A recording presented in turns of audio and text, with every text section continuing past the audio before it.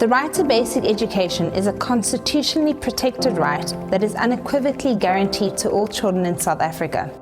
It is considered a central facilitated right that is not qualified by expressions such as available resources, progressive realization, or reasonable legislative measures, which are applicable to other socio-economic rights enshrined in our Constitution.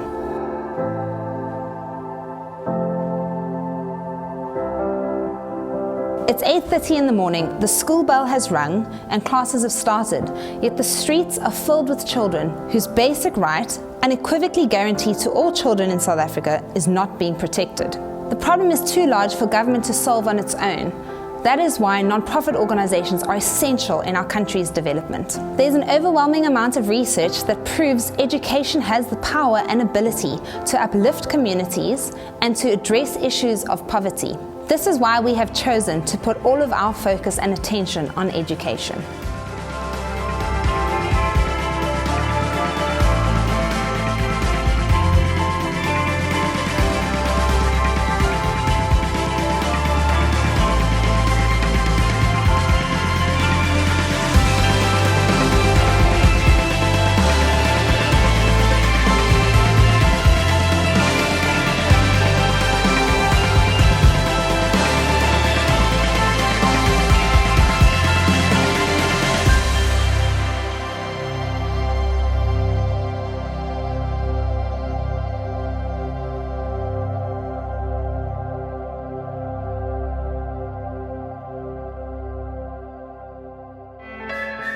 One Life's vision is to change lives through education.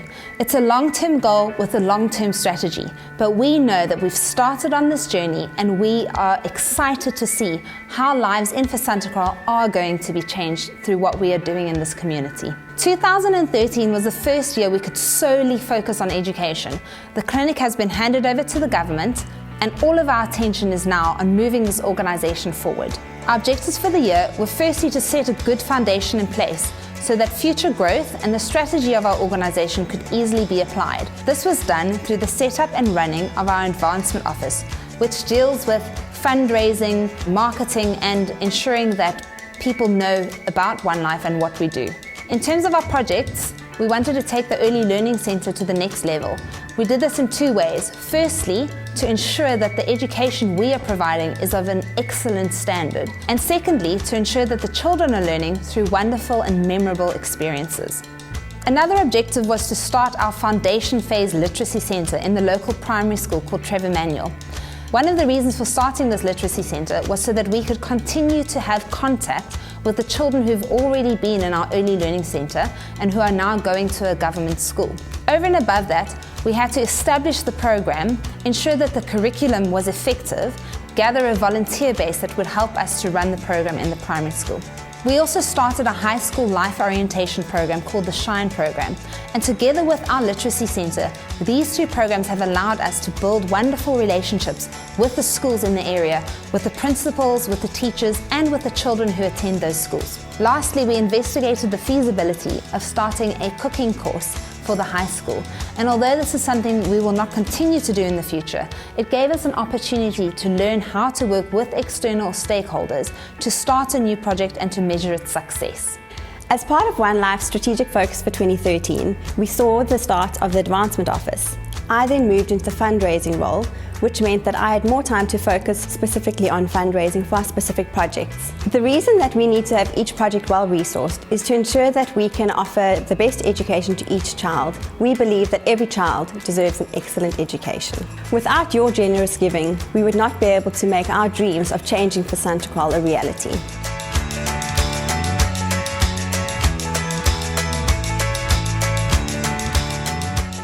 Focus for 2013 was to raise the bar and get the Early Learning Centre to the next level.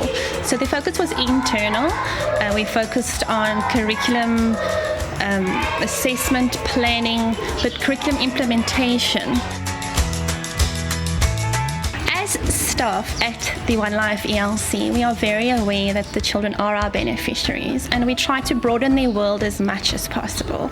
We were able to invite the fire department as well as a petting zoo to the school last year, and the joy on their faces was absolutely priceless. It is such a privilege to be part of an organisation that is truly making a difference. In 2013, we opened the doors to 20 new learners at the Literacy Centre.